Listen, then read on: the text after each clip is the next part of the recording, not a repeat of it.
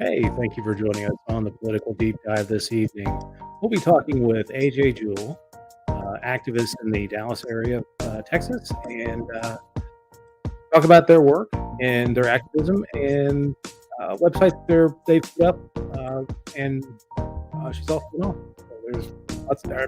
They're also an author. So great show ahead, and look forward to talking with AJ and the crew.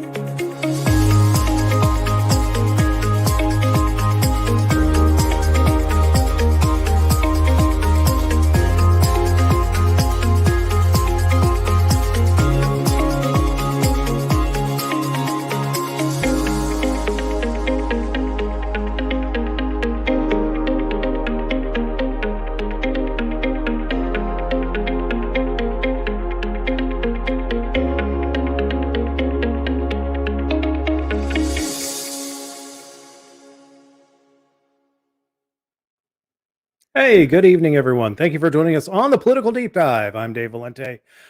This week we are speaking with AJ Jewell, but before we get to that, wanted to rep our sponsor, the Deep End Antiques in Beckley, West Virginia.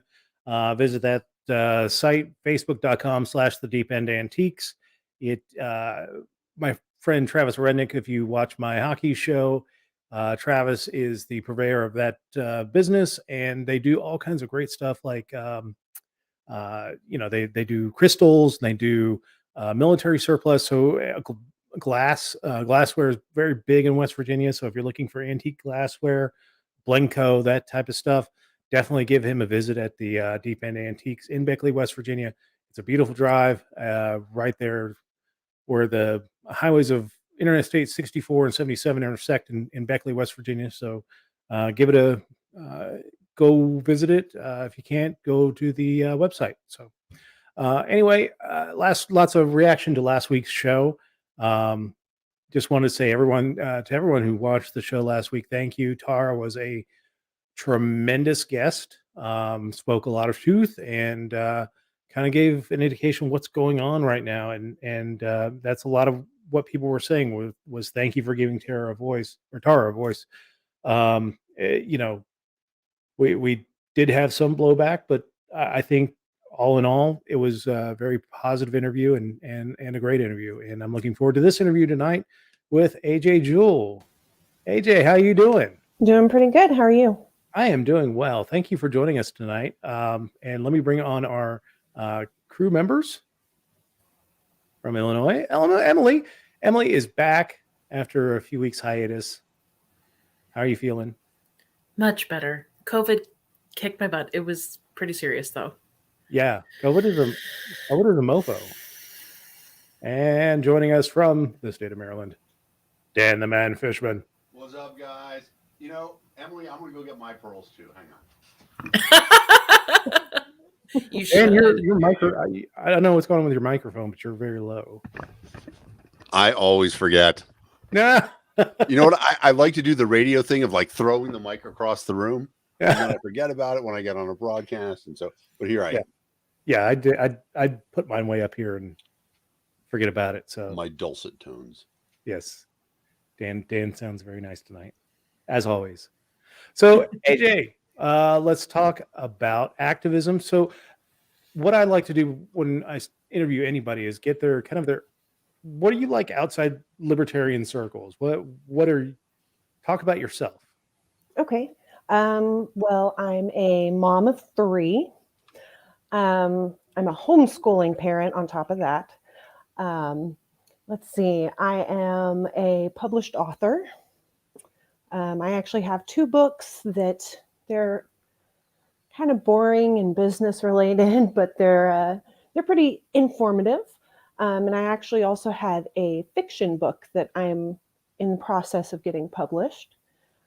Let's see. I stay busy with kids and work. I work full time for a marketing company. Yeah, I'm a pretty busy individual. It sounds like it, to be a homeschooling parent, working full time, and 3 kids and a published author. That's amazing to me. Well done, AJ. Who's your publisher? Where can we find your books? Okay, you can find my books on Amazon. So my 2 books are actually under Amber Jewell, and it's The Ultimate Client Experience and The Ultimate Employee Experience. They both talk about why retention is important in business, because it's a lot harder to get new business or get new employees than it is to keep the ones you have. And then, like I said, I'll be publishing my fiction book probably this year. So we'll see how that goes. Good. And I was actually looking it up on Amazon. I'm not finding it. I was going to share where people could buy it. But anyway, so you're into Libertarian Party, and tell us a little bit about how you got into the Libertarian movement. Well, it was actually through my husband, Andrew. When we first met back in 2016, he is very vocal individual when it comes to his politics. If you know anything about Andrew, that's what he runs his mouth about most of the time. And he talked to me a lot about what libertarian is, what the liberty movement is all about. And I had grown up not anywhere around politics. It wasn't really a topic in my household. And so I really didn't have any opinions formed. So I listened to a lot of what he said and kind of did some research and realized that a lot of what he was talking about, I was on the same page. Like, there were obviously things that we differed on, but I kind of ended up diving right in. And then in 2020, I joined the Libertarian Party and started off with the Libertarian Party of Dallas County, and ended up getting involved in Outright Libertarians. And I've just kind of been dabbling in wherever I can ever since. Oh, excellent. Excellent. So, are you in a officer position with Libertarian Party of Dallas County? Yes, I'm treasurer. You're treasurer? Okay. Are you Yes. thinking about going up for any other offices in the near future? I am. I do have my sights set on potentially going after chair. Nice. So we'll see what the membership thinks about that. Okay. I do have a lot of, like, whether or not I get chair, I'm going to get really involved on the county level. And I've got lots of ideas on what we're going to do and things that we can get membership going and fundraising. And I've been getting pretty stoked about it. Awesome. Great. Awesome. That is great. Emily, you got a question? No? Okay. No. So you're also mentioned that you're involved in Outright Libertarians. I'm a monthly giver to the Outright Libertarians as well, and it's a very it's a familiar subject on the show, but for people who are not frequent watchers of the political deep dive, explain what the Outright Libertarians do and who they are. So Outright Libertarians is the two-way bridge between the Libertarian Party and the GSM community, which is the gender and sexual minority community. And so what we do is we try to bring GSM people to the Libertarian Party and show them how liberty can enhance their lives. And then we also want to make sure that the LP remains a GSM-friendly environment. So we've actually been doing a lot of hard work in the policy department. I'm actually the policy director of Outright. And between our outreach team and our fundraising team and our policy team, we've been doing some moving and shaking here lately. Excellent. Yeah, I mean, we've had most of Outright's leadership on this show at various points. We've had Ashley Shade on a couple times. We've had Chase Oliver on once, and Tyler Smith, of course, has been a frequent contributor to the show. I love Outright. It's one of my favorite groups within the Libertarian Party. That's why I'm happy to be a monthly giver to Outright. Have you done any outreach within the Dallas community with Outright or the local LP? So I am with the Libertarian Party of Dallas County. I am the Pride chair. Unfortunately, COVID completely shot all of the Pride parade and celebrations that go on every summer over here. So there wasn't a whole lot that we could utilize. Our main go-to kind of got thrown out the window. So that's one of the things that with Outright we're going to be working on is making sure that we're still building those bridges. And with me being both a part of Outright and LPDC, I really make sure that we can work on that local level too. Sorry, I do. I have to relay one thing. I was a bad boy this weekend, so I'm in Facebook jail. And so that's why there's no Facebook link. I'll be sharing this broadcast on Tuesday night when I'm out of Facebook jail on my Facebook. I shared the YouTube link on my Facebook page if anyone's interested. I'm going to go hunt that down. Thank you, Emily. What did you do, Dave?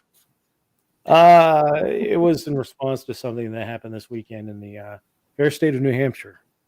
Fair enough. Yeah. That. Oh, maybe we'll talk about it and get banned even more. Ban me harder, Daddy. I'm still on LinkedIn. I'm still on YouTube. I'm still on. Ban me harder, Daddy is going to be. That's the show. I actually got invited to put in an official appeal with Facebook or Meta or whatever the hell they're calling themselves now. So I did that. I knew it wasn't going to get heard before this show, but yeah, I was a bad boy, and I regret nothing. But Tuesday night I'll be airing this very episode on Facebook on both my personal page and the Political Deep Dive page, just so we can make sure that we get everybody who normally watches the show. So you have a website that you shared with me, and I'll go ahead and share it here in a second. You, like we said, you're an author. You're doing blog posts on this website. There we go. All right. Let me scroll it so everyone can see the header. There we are. So AJ Jewell Gold. So it is a Jewell Gold. A Jewell Gold. I think I misspelled that on the banner. Let me get that fixed. Oh, there it is. Well, it's the website's right, ajewellgold.com. So tell everybody about the website and what you're hoping to accomplish with that. So it actually started off as me just wanting to have a blog post to vent about, things in the LP that I think are ridiculous right now. And, have a place to, I actually did this really, really nerdy thing about a year ago. I sat down and wrote I think it's a 16-page thesis on my ideal utopia. And basically how we can reach that through libertarian ideals. And so all that's broken up in there and posted as blog posts. And then I ended up realizing that I could use it as a place to write. I could use it as a place to write out libertarian, libertarian solutions to different issues that we have on the day-to-day basis. I could also use it as a place to help people understand a little bit more about what the libertarian movement is all about, why it's important, and ways that you can get involved in it. One of the pages I actually have on there is called Ways to Embrace Liberty. And it is, it gives you ways that you can just, through your daily life, live a life embracing liberty. Things like lobbying and holding yourself and other people accountable, just basic things like that. And I've also listed some organizations, some of which I have gotten direct feedback from, and I've gotten involved in a little bit. Some of them have been recommended to me by others. But all these organizations, I have ways to connect with them. So that way, if you want to, encourage a little more liberty in your life, then you have ways that you can do that. That's excellent. Yeah, this is great. Really is. Great resource. You wrote a blog post here, the one how we can win those major elections. Tell everyone what you were hoping to accomplish with this post.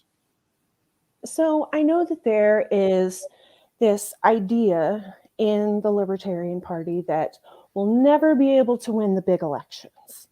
And some people, everybody seems to have their own answer to this question, their own solution. But, even looking outside of the Libertarian Party, the average American does not think that a libertarian is going to win a major election.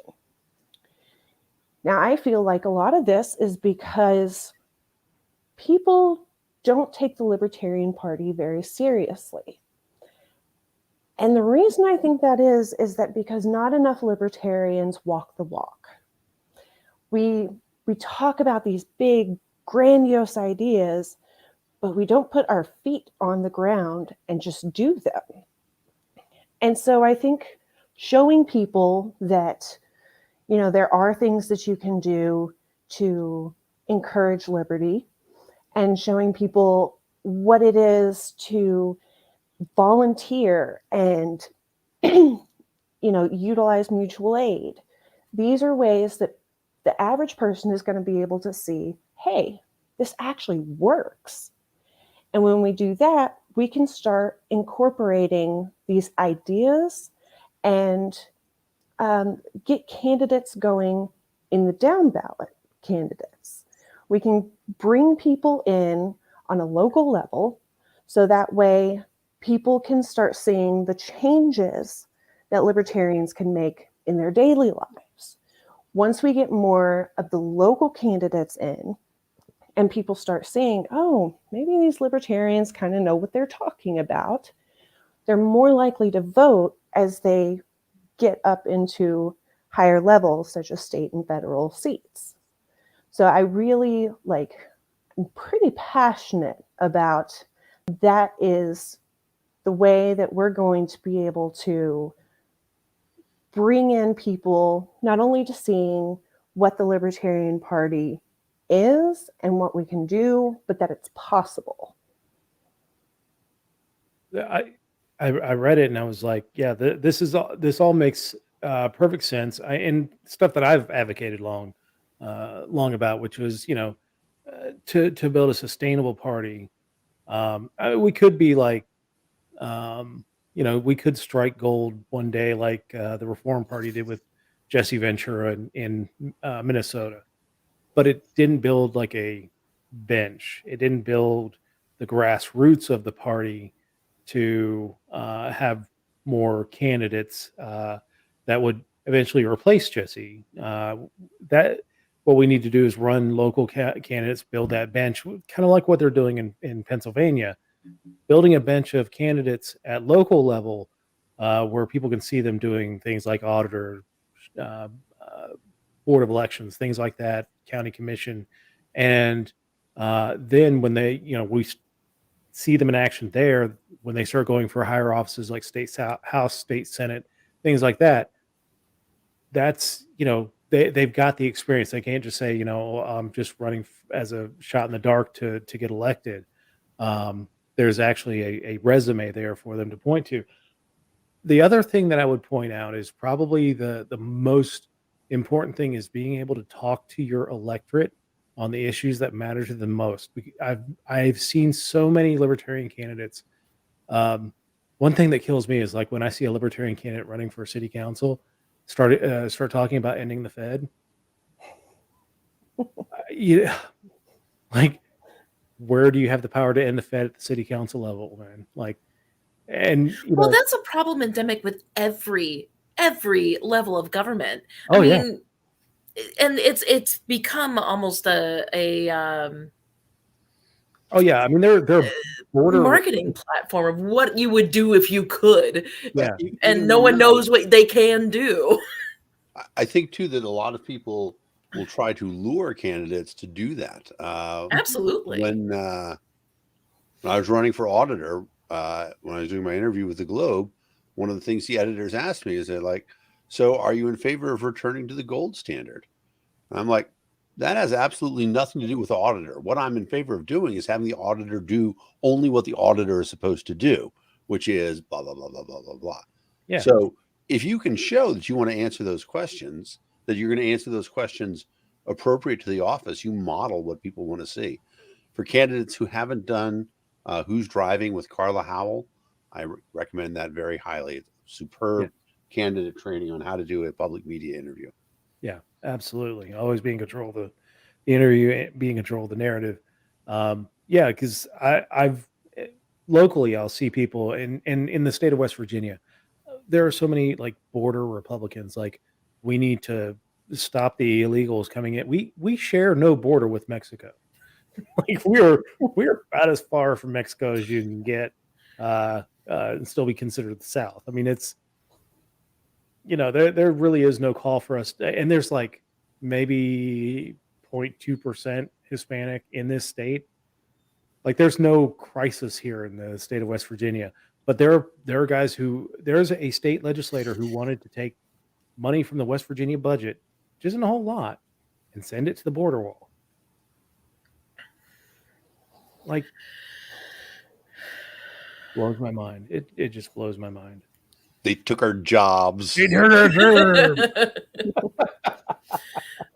When I was running Kim Ruff's campaign, I can't say every single day we got a question of how are you going to stop abortion or something along those lines. Like, if I run for if I actually get president, what do you think I'm going to do about abortion? Like, that's not what the president's role is. And I think that's a part of, to your point, Dave, the how to talk to our electorate is also to inform what your job actually does. Yeah. So if of course you were to be elected. So, AJ, are you looking to run for elected office? So I'm really not at the moment. Okay. I'm not going to make any promises because, Andrew's been telling me more and more each day that I really am a politician.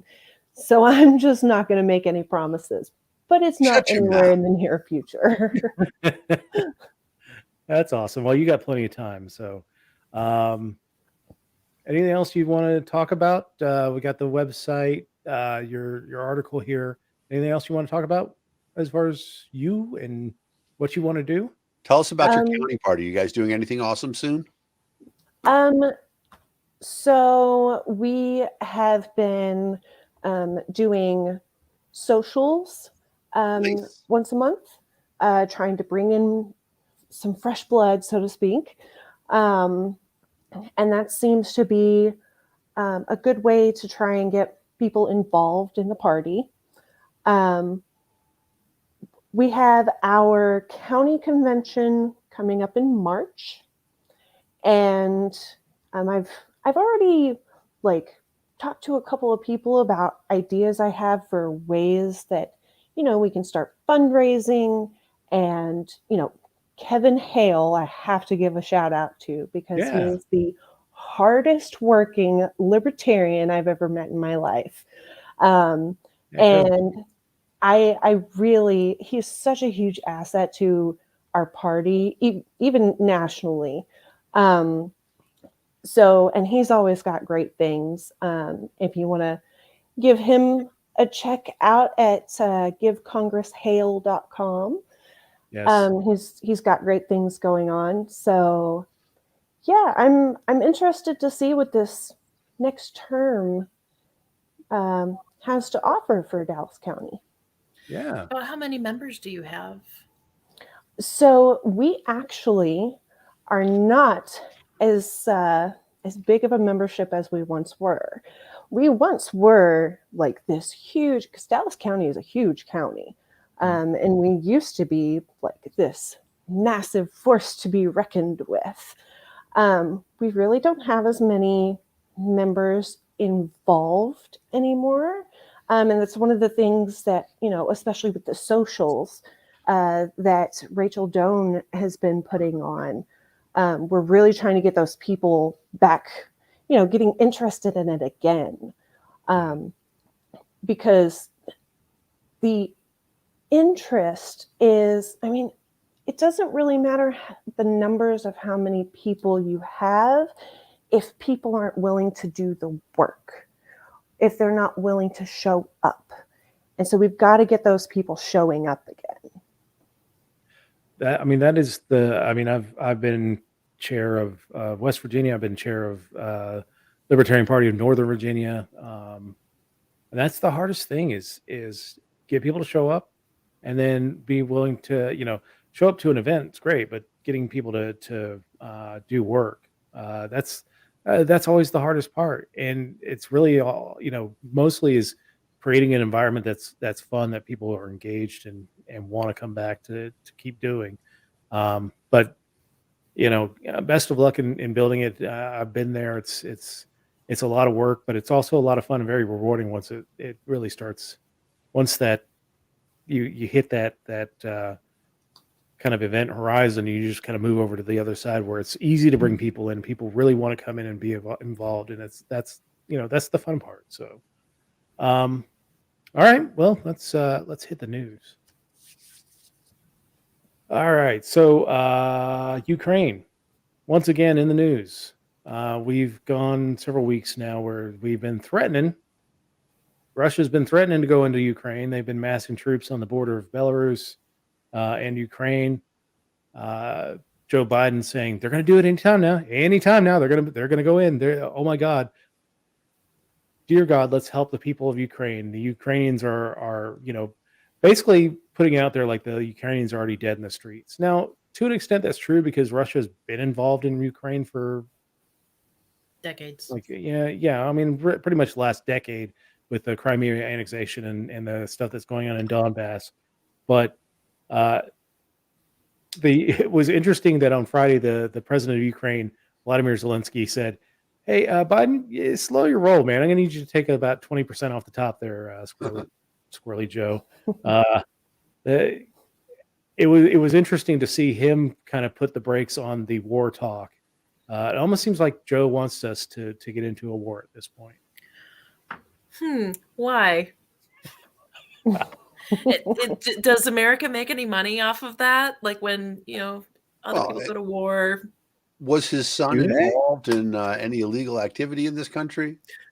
Oh, did the ministry with all the records get bombed and burned? Oh, that's such a tragic loss. So let's kill innocent people, guys. Come on, it's good for the economy. I'm so frustrated by the fact that we can't get away from war. We just can't get away from, as soon as we wind down Afghanistan, even though that was just completely ham-handed, that we're just going to immediately jump into the sack in another war. I doubt that we're going to send troops in. In all the scenarios, okay, Russia invades. We've never, right, put our troops head to head against the Russians. We just don't do that because the possibility of real escalation is enormous. So, but more than that, you thought Afghanistan fought a war of resistance, first against the Russians and then against us. The Ukrainians were incredible partisan fighters during World War II, and they would absolutely, rip up a tremendous number of resources. I don't want to see any of those things happen. And you think about what Russia really wants. And so to tie this into sports, because we always do, I just watched Nadal beat Medvedev in the Australian Open. Yeah. And the crowd could not have been more hostile to Medvedev. Now, I know he's also got some personality conflicts, and Nadal's is who he is. But, there were some Ukrainian flags in the crowd and stuff like that, too. So, the world is against this. Putin wants something, but he probably doesn't want to invade either. At this point in time, it's not like, a small little thing where it was, you could make the argument that Crimea did want to be part of Russia. That's a legitimate thing to say, but Ukraine for sure doesn't. And so there's the history, like where Stalin moved Russians in and Ukrainians out, and there's large populations of Russians, ethnic Russians in Ukraine. Right. Um, Excuse me. and there's always going to be a call like that. Every one of the former constituent republics have a large population of former Russian citizens in their countries. And I thought the interesting thing last week was the move of all the weapons from Estonia, Latvia, and Lithuania down to Ukraine, essentially making those three countries completely vulnerable if Putin went after them. But there's also the backstop there is that they're full NATO members. So if they are attacked, Right. it triggers an Article 5. Well, and one of the crazy event. things is all the people who are criticizing Germany for not sending troops. Does nobody remember what happens when Germany sends their troops there? It's not a good thing. Yeah. No, that's the thing. People who don't know history are doomed to repeat it, and people who Condemned do to know make- history are doomed to watch others repeat it. Well, those who don't know history are condemned to make American foreign policy. So, Right. Yeah, um, I have it seems to me like it's such posturing. I just can't imagine the Russians would go through it. I mean, the consequences would be enormous. yeah, I don't know what the end game is other than Putin wants to get the band back together. But I mean, at what cost? And I'm not sure that any of the former constituent republics of the USSR are all that keen about, except for maybe Lukashenko in Belarus, is all that keen about getting back together with the Russians. Right. So here's the thing. Putin has said that he wants to get the former USSR back together. He's looking at Russian irredentism, where he's trying to look out for the interest of Russian peoples by making a united Russian Federation. And he is setting things up to do exactly that. And it's interesting. Poland has been watching what's going on and seeing, oh, well, we've seen this happen before, and we know how this turns out. So they've been heavily militarizing, in anticipation. Everybody's just kind of on their toes right now, waiting to see what happens. And he's doing, I hate using this, but he is doing the same thing that Hitler did in let's move in a little bit. Everybody starts getting their hackles up and he goes, oh, that's all I'm doing. That's all I'm doing. Wait a couple years for nerves to calm down. Let's move in a little more. And so I can't really say that I would be surprised by him attempting to take a page out of Hitler's playbook, essentially trying to, as he says, take care of all Russian peoples in all of these former Soviet states.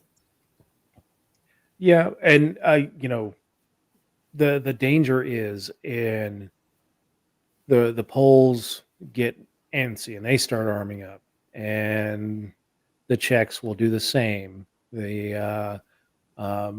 Ukraine, of course, is being armed up, and let's say the worst happens and war happens, and we're not going to kid anybody. It's going to, Russia will overrun Ukraine fairly quickly. It's the resistance and what happens with the weapons that we've already left in the Ukraine. Part of them are going to fall into the Russian hands. Part of them are going to go underground and be part of the resistance. And basically what we're going to end up doing is, balkanization of the Ukraine, and maybe even Somalification of Ukraine, and it just be this open, festering sore on the planet for whoever knows how many years. It's not going to be pretty. It wouldn't be pretty if they did the same to the Baltic states. I don't think it'd even be pretty if they did it to someone like Kazakhstan. I mean, we saw it, right? They invaded Georgia not that long ago. Mm-hmm. That's I mean, it's a modern army. They are, arguably the second army of the world. But nobody wants to face them in the field. The Ukrainians would be crazy to face them in the field. I mean, they've got some trenches and stuff like that. But the right thing to do is, what Iraq did, which is everybody go to ground, a Fedayeen sort of resistance, and fight back that way. But again, we're talking about planning a strategy, because the other thing is that the world will respond with all sorts of sanctions. The Russians require a lot of stuff. They require a lot of stuff from the outside world, not the least of which is technical and financial. If Russian assets were to be frozen around the world. Now, the thing about it is, considering how little we did about Crimea, I can understand Putin's thinking that this is, what are they going to do? Another slap on the wrist? Ukraine's bigger. We'll see. I mean, I hope that there are real things, but I hope that if it were to happen, there would be real consequences. But who knows? Maybe there's no backbone for that. Forgive me, who was president during Crimea? Trump. No, it's Obama. Crimea was 2014. Yeah, it was Obama. Okay, thank you. So Crimea, I mean, the way I look at it is, we can slap sanctions if they do move into Ukraine, but the big wild card that we're not even looking at is the fact that there's a very significant Russian cyber army that can respond. And what would that response look like if say, the United States does sanction and the world does sanction the Russian government? I would rather find that out now than in 10 years when we're much more dependent on cyber infrastructure. However, the other wild card is China, who has reprimanded us for our actions in the Ukraine already. Yeah. There's always this thought that, all right, I'll throw it out. Trivia question. Which two countries in the world have the largest amount of trade between them? It's the United States and Canada. Yeah. But I've always thought the Russians and the Chinese could do that. That was my guess. Yeah. I mean, we have this giant border that it's really easy to drive across and do a lot of stuff. The Russians and the Chinese don't have that. But, who knows what would happen if, we were to force Russia into China's arms. I mean, it used to be that the Russians and the Chinese hated each other because the Chinese thought the Russians were terrible communists, and they were. However, now the Russians don't pretend to be communist anymore. I think that the Chinese might become a lot more amicable. We'll see. It's a complicated piece of. I mean, it's interesting as libertarians too, because our gut says we shouldn't do sanctions, right? We shouldn't get involved in somebody else's conflict. But the problem is, of course, is there a unity of purpose among all the people in the world who want to be free? And if so, is there an obligation to say, well, you know what? If we see people who are tyrants trying to repress free people, do we have, is it in our own interests to see that those people remain free?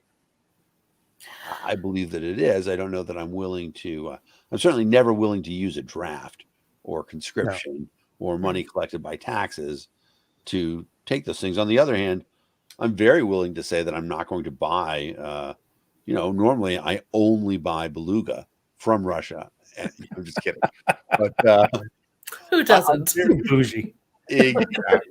But I am very willing to say that I will not have Russian dressing on my Big Mac anymore or something. You'll have freedom dressing. That's what Oh my goodness. I to Dan's point, and also to AJ's earlier point with the holding people accountable, I think that's a concept that does scale. It, and I think it is something that anarchists, libertarians alike need to embrace. So besides boycotting or calling something, Russian dressing, freedom dressing, how do we do that? Good idea. Talking? So, I mean, yeah, I mean, you can make the case that by the Russians closing off Ukraine harms me because I would like to engage in trade or relations or whatever with Ukrainian people. So it does provide me harm, and thus meriting a response of some sorts. Well, not just me harm, but I think there's a case to be made for humanitarian harm as Yeah, well. of course. Yeah, I mean, I don't have a problem with sanctions. I don't have a problem, but I do have a problem with sanctions because they tend not to be well applied. For sanctions to work, the leader of the country has to have the best interests of their people at heart. Which is like when we did the sanctions on Saddam, we've done the sanctions on Iran. The leaders really don't have the best interests of the people at heart. They're happy to just pass the pain and the suffering down to the people while they continue to live a lavish lifestyle. I mean, there are certain things that they can do to really kind of hit the Russian regime, but the sanctions, like medical sanctions, I don't agree with. But financial, restrictions on Putin and his leadership, absolutely, I'm fine with that. Yeah, I mean you're right, because I mean you don't want sanctions to be declaring war against the people of the country. One of the If you're going to say, well, we're going to make sure that there's no food allowed into Russia, that's a pretty terrible thing to do. Yeah.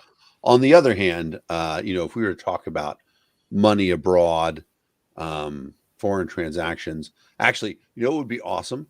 Seize all Russian-owned real estate in the United States, because the Russians have bought a tremendous number of condos in New York City and other big cities. That would be pretty amazing. Yeah. I mean, what do we have the right to take somebody else's property? It's an interesting question.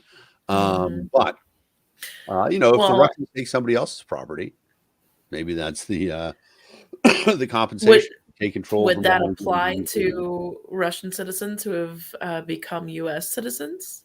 No. It's things owned by Russian nationals. Okay. Yeah. No, I mean, that would be me. My grandparents were Russian. So I'm not in favor of anything from people who have come to the country and become good Americans. But I think, there's a lot of oligarchs who are, and there's other things. Honestly, you know what? I mean, here's the thing: is that there's so many powerful, wealthy Russians who are doing so many things in the West. Again, sports related, right? How many Premier League teams are owned by Russians? Yep. Exactly. There's an F1 team that has a heavy Russian influence, stuff like that. I say go to those things, right? Who's hurt? Who's actually hurt if the Russian soccer team is not allowed to play? I mean, the fans, but right. Yeah, I think that's a negligible thing. Yeah. Although, I mean, the Russians have kind of proven that they really don't care. The last few Olympics, the Brooklyn Nets were owned by, I can't remember who the Brooklyn Nets owner is, but he definitely is a Russian guy. But the Russians don't really care about their sports teams because the last few Olympics, they've been going as Olympic, which I thought was pretty crazy. But I don't think I don't mean it actually from the sports part of it. I mean it from the money part of it, and the investment. If powerful Russians thought my investments in the West could go away anytime the government really does some terrible things, That would be an interesting place for them to be in terms of influencing politics. There's a, there's a statement. It's not 100% true, but they say that two democracies have never gone to war with each other. Yeah. And the reason why is the countries the people are too wealthy to support going to war. They have too much to lose. Yeah. The Russians are certainly like that. There are people in Russia who have way too much to lose, or should, if conflicts were to break out. The problem is that, we, in the past, we haven't done anything close to holding Russia accountable for its actions. So I don't know what the greatest answer is, because, I certainly don't want to send troops, and I don't want to be involved in an action that hurts the people in Russia, or the average citizen. But, when the government is using force to suppress liberty, that feels like a crime against me. Yeah. It is. Well, and on top of that, you have to look at the fact that, so we are a part of NATO. Good, bad, or indifferent. That is a statement of fact. And NATO was designed to keep this exact thing from happening. So being a part of NATO, we have a contractual agreement to prevent this sort of reassemblance of the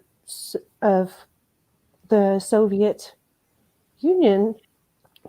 We're supposed to get involved per our agreement. Now, that leaves us as libertarians in a very sticky situation, because on one hand, ideal libertarian society is all about contractual agreements, holding your word, doing as you say. On the other hand, do we really want to be throwing troops and money into a war that, maybe we shouldn't be involved in at all? And of course, then there's the aspect of, well, maybe we should withdraw from NATO, which I personally would not have a problem with if we weren't in the middle of what's going down right now. This is not the ideal time to be trying to pull out of an agreement like that. Sure. I mean, there can be the arguments, has NATO lived past its usefulness, because it really was formed to not really, it was formed to as a buttress against further Russian incursion into Western Europe. It's expanded over the years, and it's brought in the Baltic states that broke away from Russia, which is a major sore point with the Russians right now. I'm wondering, the thing about Ukraine is that it is not a NATO member at this point. And that's Right. been the controversy, that Russia doesn't want the United States, which has been exploring the idea of adding Ukraine as a member. The Russians are very much against, us adding like Ukraine, Georgia, Azerbaijan. The solution is we should add Russia to NATO. Hey, right? Oh, That takes care of all the problems. there you That go. would be sworn to defend them. Why are you beating yourself up, man? Stop hitting yourself. Stop hitting yourself. Oh my goodness. All right. So the second biggest, this is sad that it's the second biggest story of the week, but earlier this week, Neil Young, keep on rocking in the free world, went after Spotify. There's more to the story, but it said that, hey, Spotify, take my music off, or it's decide between me and Joe Rogan. Joe Rogan's giving a bunch of misinformation about COVID. If you're not going to pull Joe Rogan off, pull my music off. So in response, Spotify was like, yeah, we just gave Joe Rogan a lot of money. So you can go. We'll see. We'll catch you on the flip side. So Neil Young pulled his music off. In response, Joni Mitchell pulled her music off. And I can't remember the other guy's name, but I sounded like Swedish, I think. Obviously, we are at a loss with if we can't remember their name.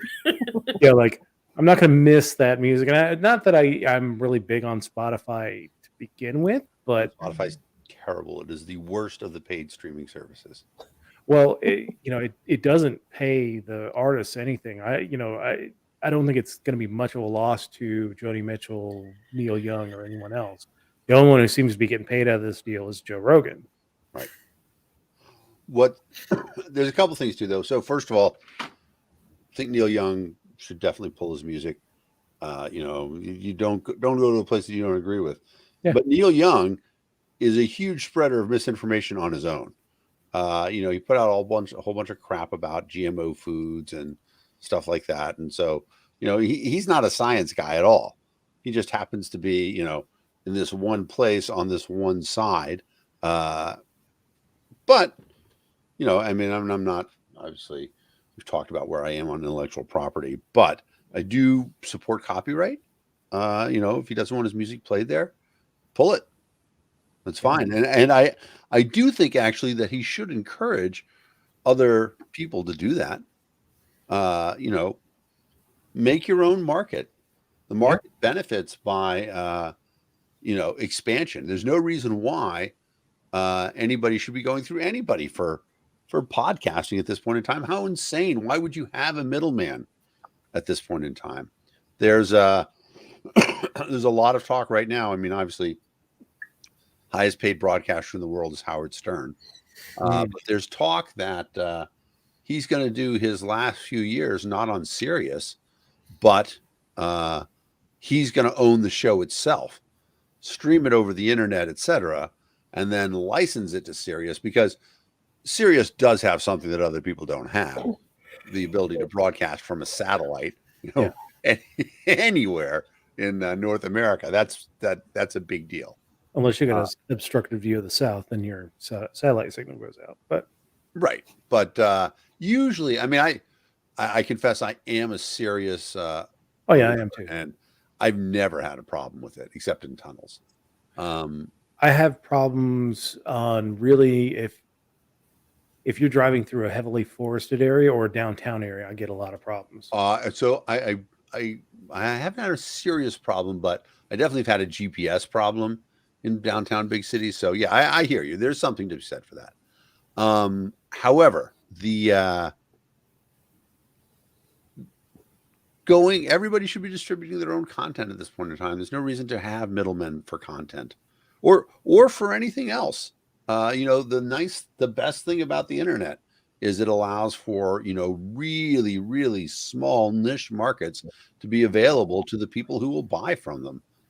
There was a great story on NPR over the weekend talking about the monopoly in the meatpacking industry and how there's, and gone back and forth between, at one point in time, every town had a local meat packer. Then they were all bought up. Then deregulation, then regulation, then deregulation. Right now, we're at a spot where it is easy. Omaha Steaks proved that if you make good meat, people will buy it from you on the internet.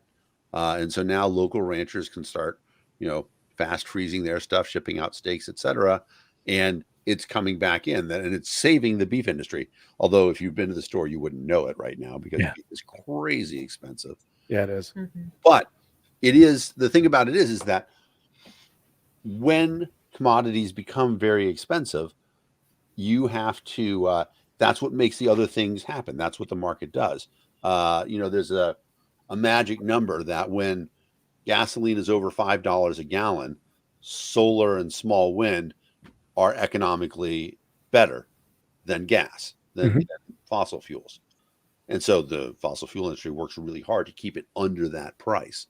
But when it goes over that price, and so the same thing's true for beef right now. Beef gets to a certain point. I had dinner with a good friend last night, and he talked about the fact, he's like, when beef is this expensive, you might as well buy the other meats that are comparably expensive, lamb or duck or goose or elk or any of these other things that normally are prohibited. But now you're like, well, it's the same as beef. And it's going to make the idea of shipping beef to people's homes a lot more economically viable. Yeah. How did No, I know a lot of small beef producers have really popped up over the last few years, just because we've gotten to the point where, we the pandemic, people aren't as keen as going to the market, and I think people really kind of want to buy into that. It's made by a small producer. It's a lot cleaner, a lot healthier meat for you. It may not be true, but I think people kind of buy into that these smaller producers produce a better product that you're willing to pay a little bit more for because you're already paying a ton for beef anyway. It's also easier to hold smaller companies accountable for practices that you care about, such as humane deaths for the animals, etc. Yeah, absolutely. All right, so third biggest story of the week. Stephen Breyer decides to step down from the U.S. Supreme Court, which means politics will continue to be a shit show for the next year.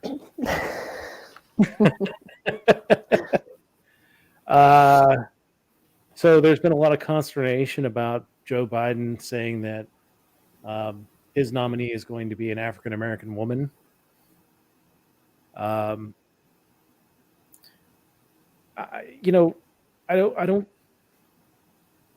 don't know why people are angry at that. I mean, Bush said that he would nominate a woman when Sandra Day O'Connor retired. Trump even said he was going to nominate a woman to replace Ruth Can I Bader. share Joe Jorgensen's tweet on this, or I can send it to you? Sure. Here, let me send it to you in the chat, and then you can pull it up. Because I thought Joe nailed this. All right. Joe said appointing based on demographics rather than judicial record implies someone is not best for the job. It is pandering from both sides. Give the best person the job. If they happen to be a black woman, when people would know that neither color nor gender is why they got the job. That makes sense. I mean, the problem is we're seeing people from the right complain that, he's already said that he's only going to give it to a black woman, ignoring the fact that their presidents had previously said the same thing, except for they didn't put the word black in it. Right, exactly. Trump said, I mean, that's the thing in Joe's tweet is that if you look at the image that's along with it, they have the quote from Trump where he says, it's going to be a woman, a very talented, very brilliant woman. That's what he said of his pick before Amy Barrett Coney. Yeah. And so, I mean, it's exactly the same thing. And the thing about it is that, so first of all, I like ABC just because she broke the Harvard-Yale monopoly. She's the first justice in forever who didn't go to either Harvard or Yale law school. I mean, like I say in forever, I mean like 50 years. But also she, she does have this thing over her that, Trump could just have appointed her. He didn't have to say, I'm going to appoint a woman and then find someone. Just appoint somebody. Don't politicize the demographic part of it. There's no reason to. No. We can say, you know what? I looked at this person and they had experience. They had a perception on the world that I felt would have been valuable to the court. It doesn't have to be because the idea that all black women have the same experience, or especially since he's almost certainly going to take somebody who graduated from Harvard or Yale, that a black woman who has graduated from either Harvard or Yale law school has exactly the same experience as a black woman with no college education who's working in a different job. That's just the worst sort of classism there is, right? To say that we can describe people that way.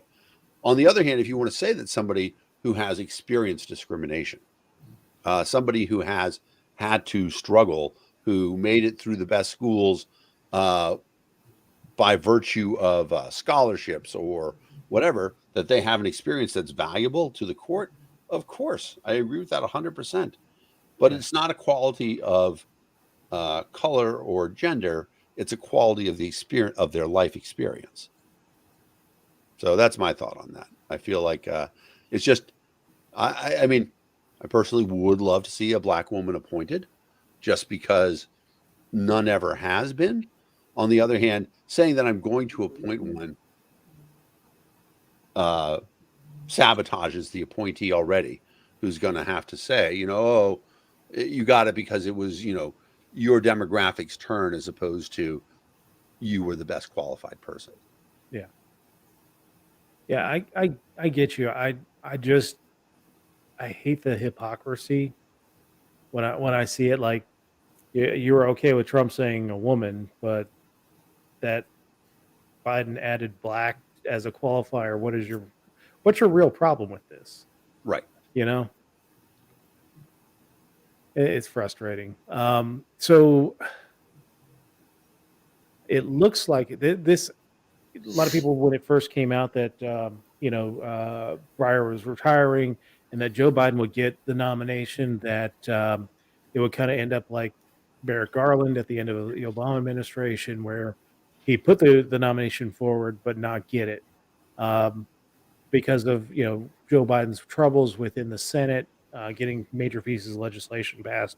But we've seen signals from Joe Manchin and Kirsten Sinema saying that they're going to back the president's, which is kind of weird because we don't know who the appointment is, but they're going to back the president's appointment or at least get it to the floor for a vote.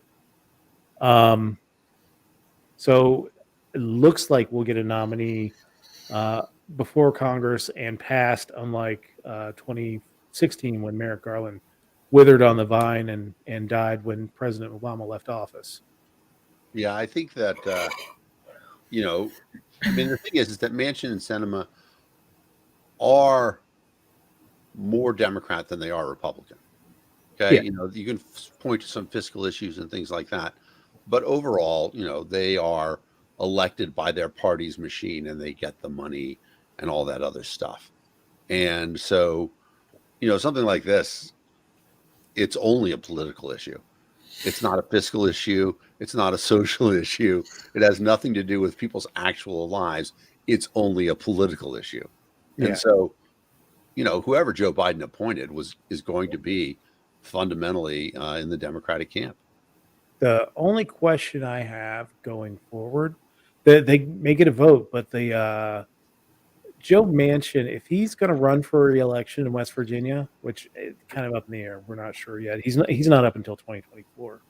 But if he is going to run for re-election, I already own Valente2024.com, by the way.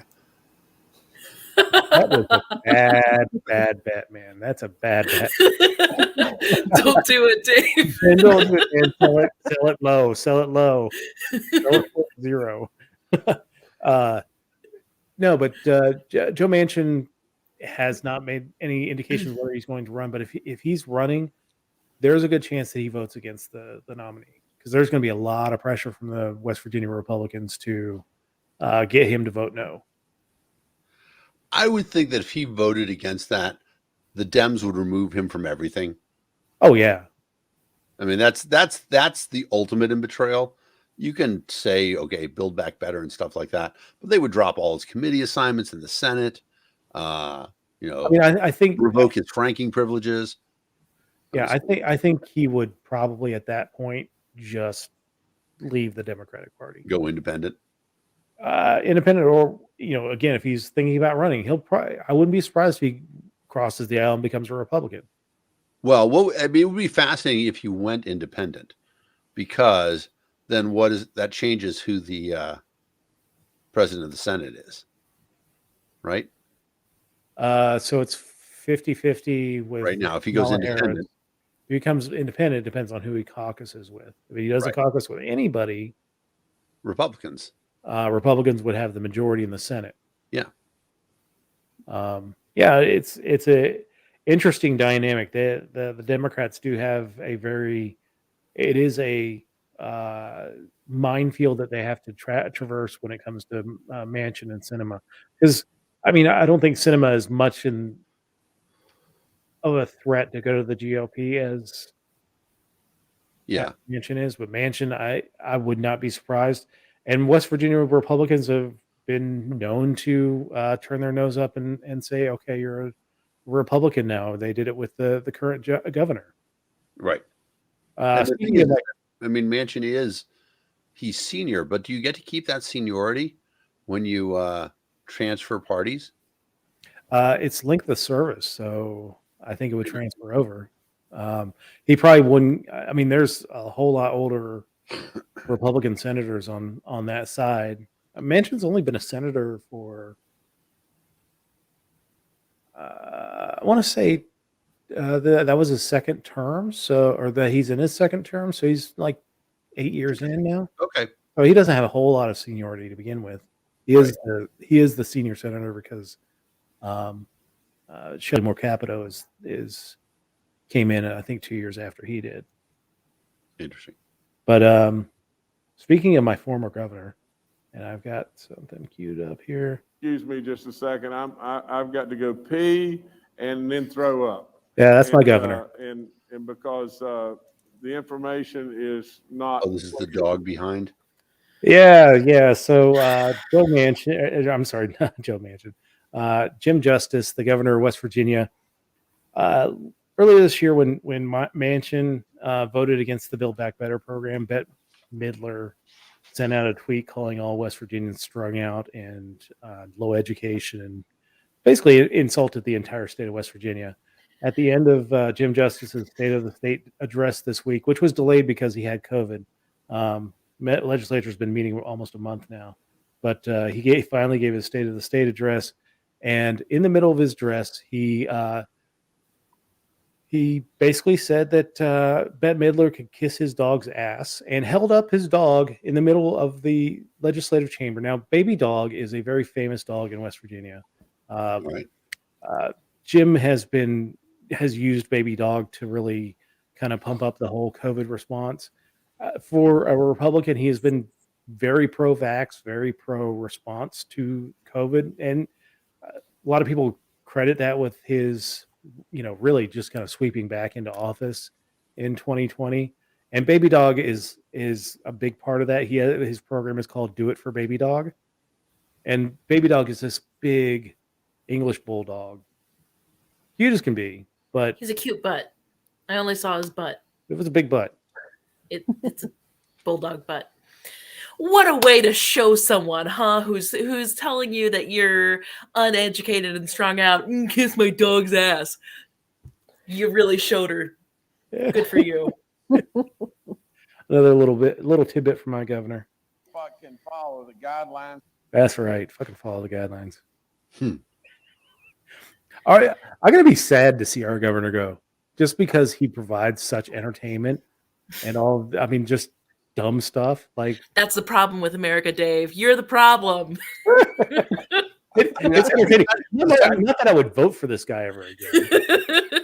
The Saturday Night saying Live he's people insane. talked about that when Bush Jr. left. They're like, we're really happy that Obama's coming in, but he's like, but Bush Jr. was comedy gold. I mean, he was just fantastic.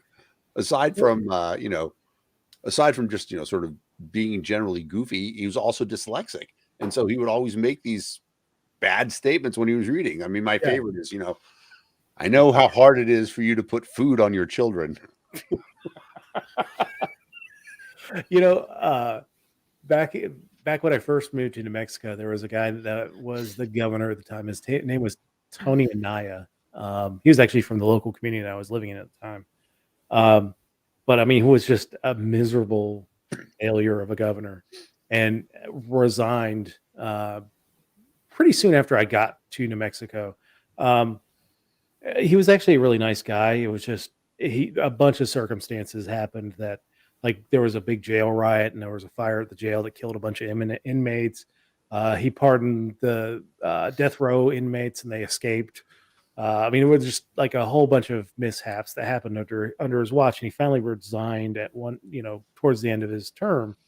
And the local political cartoonist for the Albuquerque Journal drew a picture of his little drawing easel and the paper from that day saying Anaya resigns, and him hanging from next to his his little drawing easel because he was so depressed. This guy that gave him so much entertainment value and fodder for his cartoons was going away. But he survived, and he's thrived since. So, let's see. So the Democrats passed cannabis decriminalization in Virginia last session, and the Republicans who took power in Virginia just this past November are already talking about altering the deal. And so it looks like one of the things that the Democrats did that I actually liked was they drew in kind of a preferential licensure scheme for anybody who had been previously convicted of marijuana convictions. One of the problems with a lot of the decriminalization programs throughout the country is that these people that are running the shows in these shops, had nothing to do with the industry beforehand. And the people that had suffered the most under cannabis illegalization, the drug war, were the ones being kept out of the business. They couldn't own shops. They couldn't work in shops. If you had a prior conviction, if you had a felony conviction, you can't work in the cannabis industry. Right. So one of the things that they'd done was put in this provision that people who were caught up in the drug war can participate in the cannabis industry. And that's one of the things that the Republicans are looking at gutting. And it sounds like the Republicans they're not wanting to get rid of legalization. It sounds like they want to crony it up. The They normal. just want to keep people down and keep it classist. Sounds. Yeah, I mean they want the Apple Store experience when it comes to cannabis. Have you ever been to a cannabis shop that looks more like an Apple Store than Yes. It's awful. I mean, as much as they charge for cannabis and those things, man, it's I actually really, don't like that experience personally. I Like, don't either. no, and in Washington State, it was so easy. Just go into the store. All you have to do is show your ID, and then you can actually like walk up to a counter and pick stuff. But here in Illinois, like you have every store is that Apple Store experience. It's annoying. It is. It's like concierge cannabis. And it's like, Yeah, no. I don't feel special. Just let me pick a goddamn product and leave. I mean, I know what I like. Yeah, I actually the one time I've actually been into a legal shop was in Chicago, and I was like, this just doesn't feel right. Like it should be like a grungy back of an alley shop that has records on one side, and That would be cool. yeah, I want all the options. Yeah. I want Yes. the bougie store, but I also want the bodega that actually is. I have to go out the back door, and there's a guy standing there. Hey, want weed? I mean, I would like it that if Lou Malnati or one of those big Chicago pizza places Oh, yes. also has weed in it. Like, Dude, hell yeah, that's just smart business. that is. I don't even know if this was satire or not, but I saw this something in Colorado where one of the local it was like a KFC wanted to get a cannabis license, and I thought that's brilliant. Hell, the Girl Scouts could get a cannabis license. That would be fantastic. It would raise Cannabis Girl Scout cookies. yeah, cannabis. Girl Scout brownies now. I like that idea. Yeah, heck yeah. Everyone will like that idea. We took like when I took economics, they talked about complementary products, and they talk about beer and pretzels, and the fact that they give away pretzels in bars because it sells beer. They should do the same thing with pizza and cannabis. Heck Just yeah. makes sense. That's beautiful. Speaking of combinations, In fact, I'm hungry. now. yeah, Let's all get high and eat something, guys. yeah,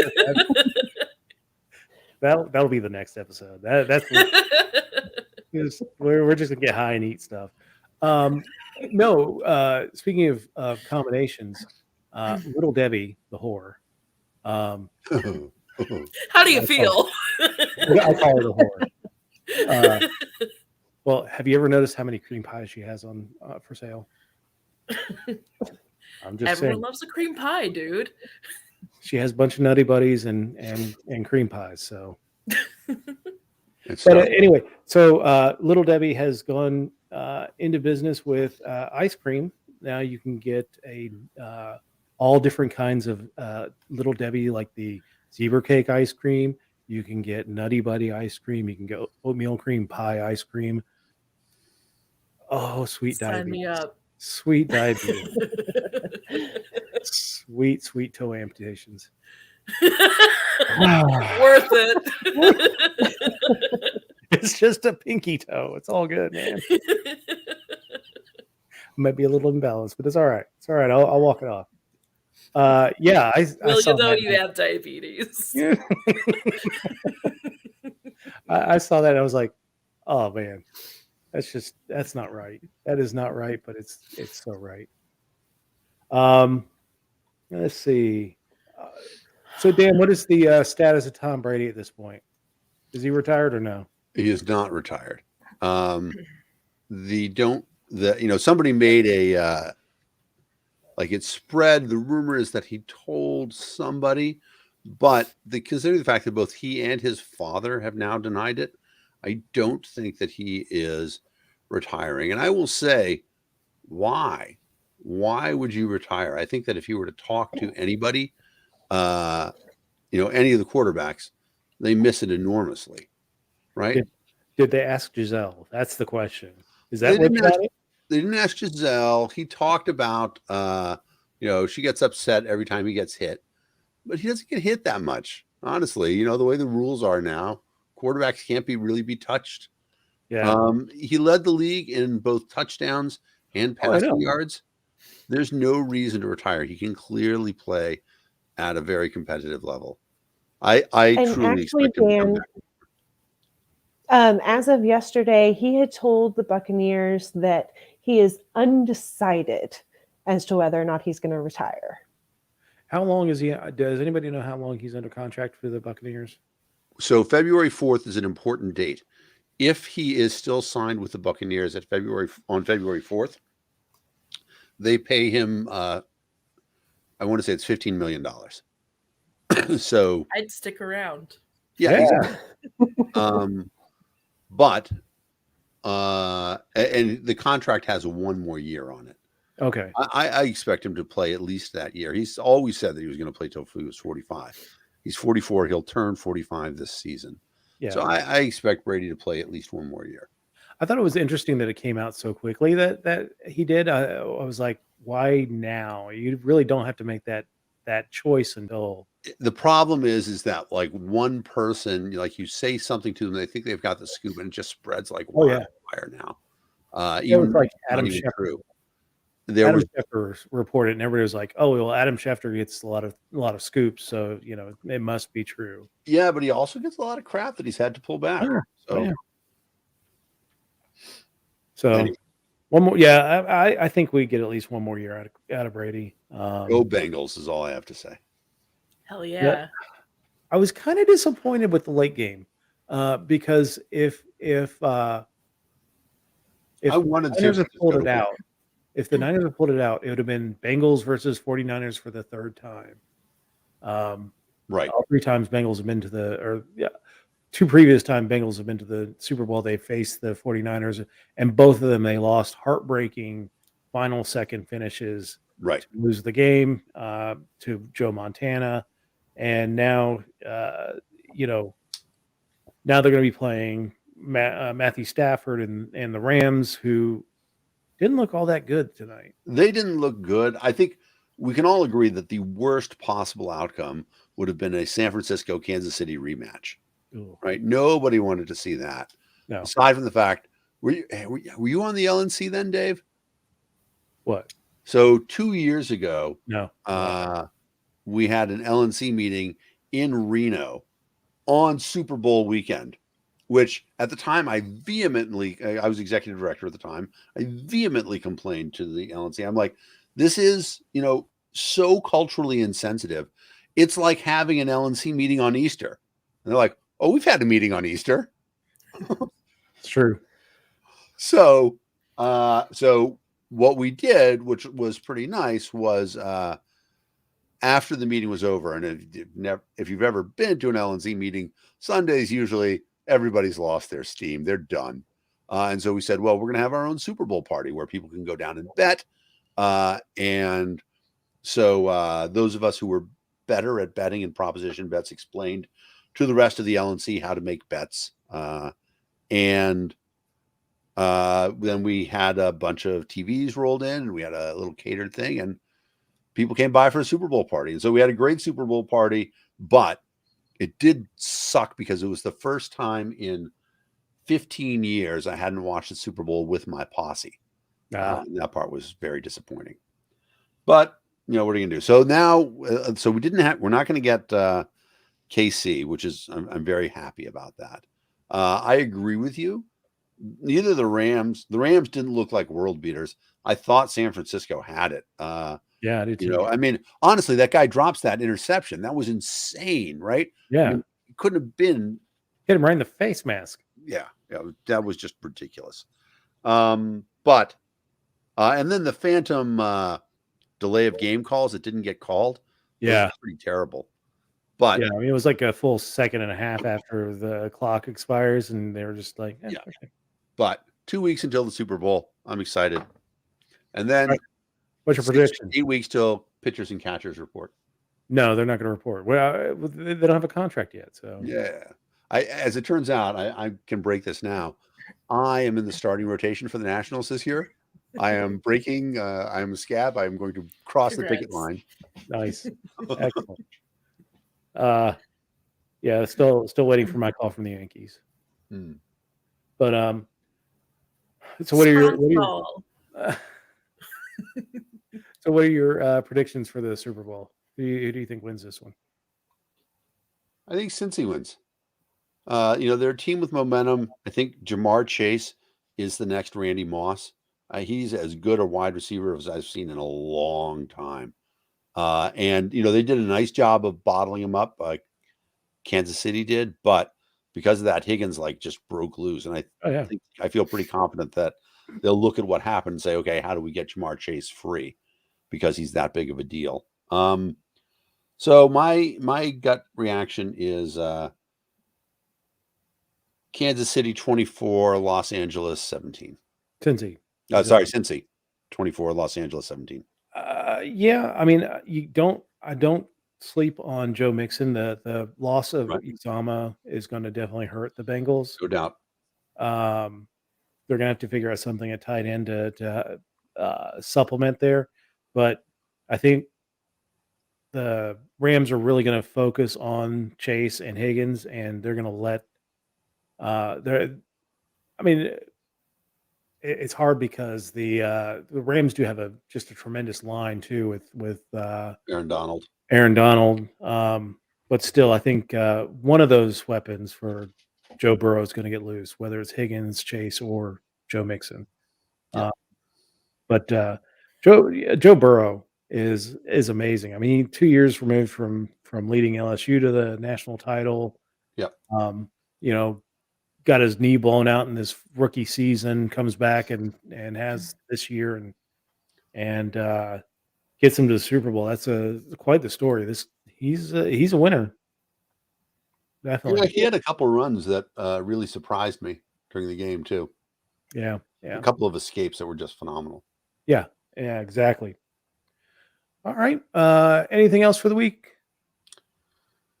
I think it's good. We've been on for 90 minutes. It's a good Liberty shakedown. Yeah. AJ, thanks so much for coming on with us. Yeah, AJ, let's talk about your website a little bit more. AJ, Jewell Gold. Yes, ajewellgold.com.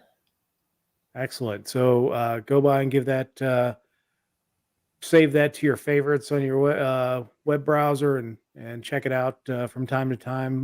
Does it have a function where you can get emails when it updates? Yep. Okay. At the bottom on the homepage, you can subscribe to my blog, and so you'll get a email each week that a new blog post comes out. Let me share that again. There we go. Yep, sign up for more. Put your email in there, and you'll get a notification that whenever there's an update. Anything else you want to tell us this week? Oh, I did want to say if anybody has any organizations that they're really passionate about, and you want to get them up on my website, just find me on Facebook. You can actually, if you go to facebook.com/ajewellgold, that is my Facebook page. And so you can get in touch with me and, send me all the organizations, because I want to make it as available for anyone to be able to get involved in the liberty movement in any way that they can. Excellent. And the guy right above you has one such organization. Dan, tell us about People for Liberty. Oh, you're muted. My autobiography will be titled "Dan, You're Muted."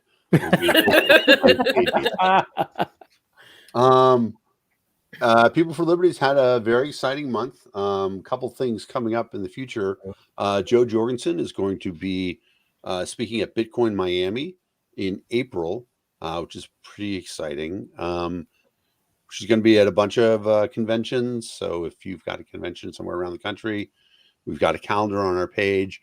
And then we're going to have a pretty exciting announcement that I'm going to break on the Political Deep Dive show next week. So everybody should tune in. Yeah, excellent. And actually, Dan, People for Liberty was recommended to me, so you're already on my website. Yeah. So AJ, follow up, send me an email, dan@peopleforliberty.org, and we will link you right back. Awesome. Excellent. Making connections. And speaking of next week, our guest will be Ari Gabrick, out of Louisiana. And I'm excited to speak with them about their activism and what they're doing. And so thanks everyone for joining us on the Political Deep Dive this week.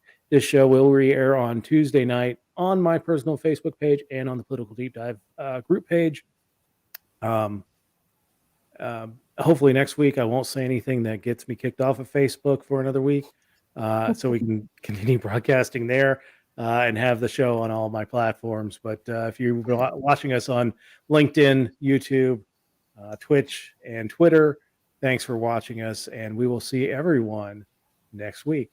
Take care, everybody. Bye, guys. Bye.